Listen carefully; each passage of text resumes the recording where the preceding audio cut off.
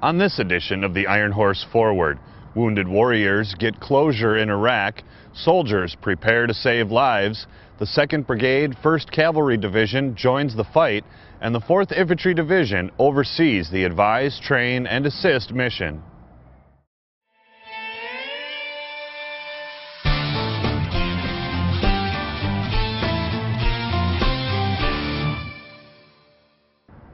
Hello and welcome to the Ironhorse Forward. I'm Sergeant Josh Tverberg reporting from Tikrit, Iraq. Operation Proper Exit provides an opportunity for wounded warriors to get some closure by revisiting the areas where they were injured. Well, we're here in Iraq as part of Operation Proper Exit through Troops First Foundation. We're basically here to come back and be able to leave on our own terms. My name is Sergeant Saul Martinez, United States Army, retired. I was wounded in May of 2007, and as a result, I became a bilateral amputee. We were en route to Jizr Diyala when about 45 minutes into the convoy, my truck was hit. We were the lead vehicle. Got hit by EFP IED, 4 to 6 charges, and instantly killed Kyle and Blake. The things that were going through my mind were, are they okay? Which, for some reason, I just kept thinking they were going to be okay when I knew for a fact they weren't. They were already gone. So that was the main thing on my mind for a while. That was a very traumatic day, without a doubt.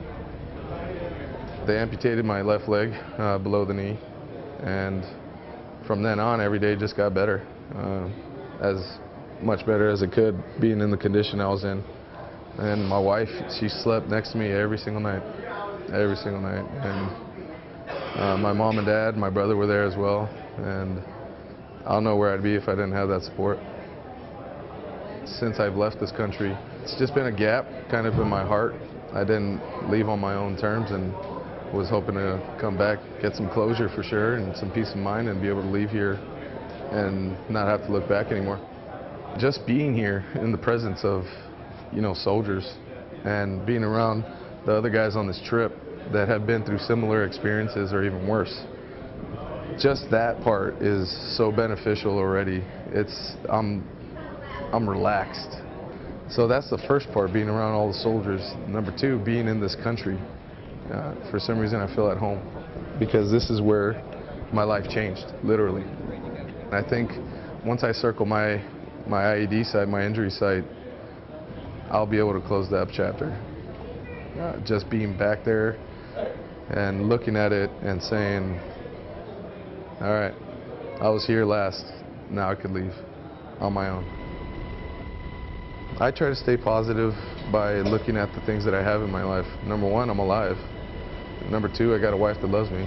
Number 3, I got a family that loves me and supports me in whatever I do. And since my injury, we've had 2 kids, and they are the light of my life. And they keep me going, and they actually force me to get better on my prosthetics and force me to get going. So I just try to stay positive because that's what Kyle and Blake would have wanted. There's too many things to be happy about in my life that I've been given again to not be positive. Soldiers are constantly training and improving their skills. The 4th Infantry Division Special Troops Battalion hosted a training exercise to test the first responders stationed at Contingency Operating Base Spiker.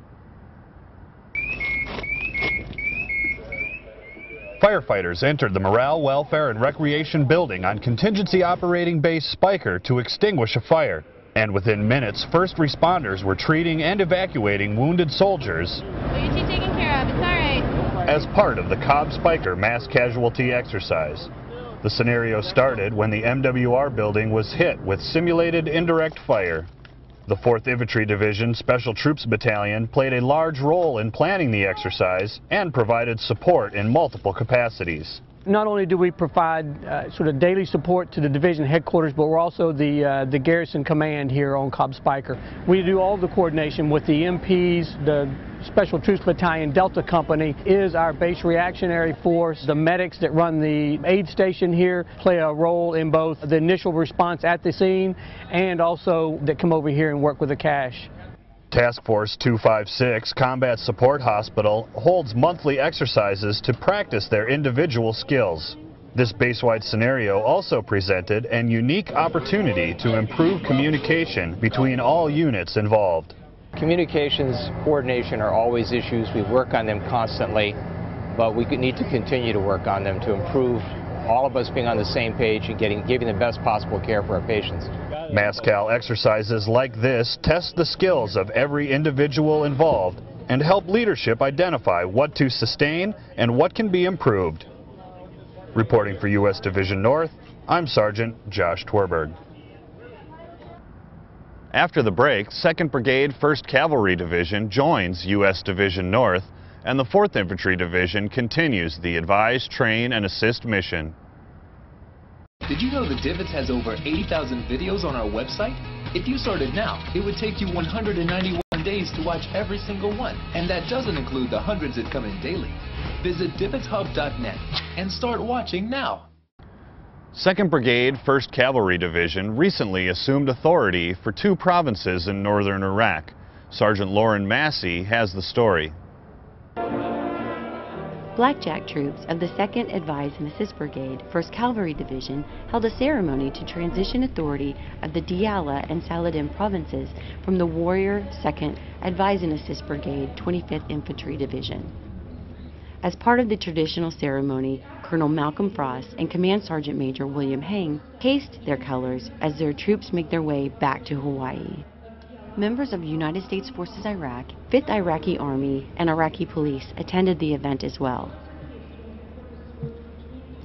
Colonel John Peeler and Command Sergeant Major Emmett Monakea uncased their colors as they begin to accomplish their mission here in Iraq. The Blackjack leader emphasized commitment to continued stability and security in the 2 provinces.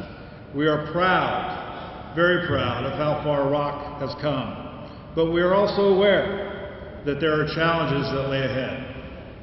Our Blackjack soldiers are determined to work toward lasting stability and security while continuing to build an enduring relationship between our 2 countries. Reporting for America's First Team from Cobb Warhorse, this is Sergeant Lawren Massey.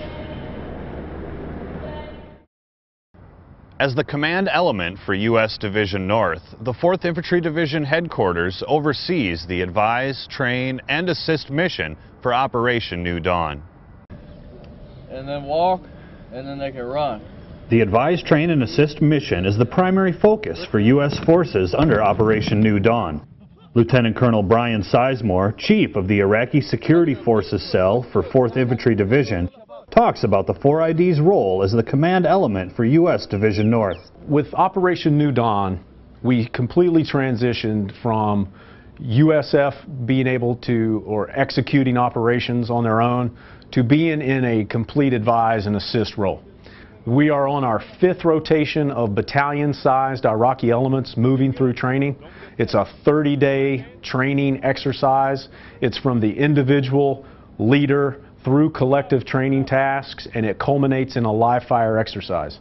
And those Iraqi soldiers, the Jundi that come to training, they're motivated, they're excited, they have an opportunity to fire their weapon, they have an opportunity to train with training devices, and they're doing great things.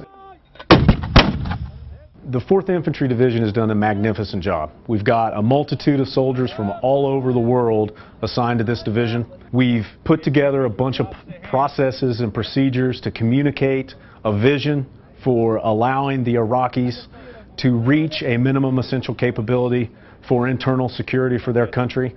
We are impressed with the enthusiasm and the leadership of the Iraqis. Our soldiers, they've done phenomenal work. Those folks at home should be proud of what we're doing. From the capture of Saddam Hussein in 2003 to currently advising and assisting Iraqi security forces, the 4ID will continue to support the citizens of Iraq until the mission is complete. Reporting for U.S. Division North, I'm Sergeant Josh Tverberg. You come in the door, weapons up. That's it for this edition of the Ironhorse Forward. Make sure to check out all of the U.S. Division North social media websites for more stories, photos, and videos from Operation New Dawn. I'm Sergeant Josh Tverberg from Tikrit, Iraq. steadfast and loyal,